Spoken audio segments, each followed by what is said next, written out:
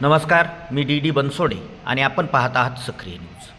मागच्या काही दिवसांपासून केज ते आंबेजोगाई दरम्यान अपघाताचे जणू काही सत्र सुरू झालेले आहे। बसचा आणि ट्रकचा अपघात झाला, यामध्ये कित्येक प्रवासी जखमी झाले। त्यानंतर दुचाकी अपघातामध्ये बाप लेकाला आपले प्राण गमवावे लागले आणि आता रात्री 11:15च्या दरम्यान चंदन सावरगावजवळच 2 कार समोरासमोर धडकल्या आणि यामध्ये तिघांचे प्राण गेले।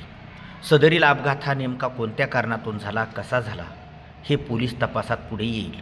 मात्र दिंद्रोड येथील अमित कोमटवार हे अवघ्या 35 वर्षाचे तरुण आणि बीडचे 2 जण यामध्ये ठार झालेले आहेत। रस्ते रुंदीकरण झालेलं आहे, रस्तेही चांगले झालेले आहेत आणि मग हे अपघाताचं प्रमाण नेमकं का वाढलेलं आहे याच्या कारणांचा शोधही घेणं आता गरजेचं आहे।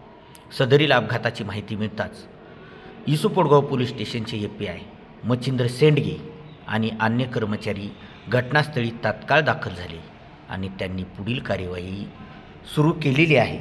मात्र तिघांना यामध्ये आपले प्राण गमवावे लागलेले आहेत, म्हणून वाहन चालवताना काळजी घेणं अत्यंत गरजेचं आहे, अन्यथा नाहक बळी जात आहेत। सक्रिय न्यूजला सबस्क्राईब, लाईक आणि शेअर करायला विसरू नका आणि पाहत रहा नवनवीन आणि स्थानिक घडामोडी। धन्यवाद।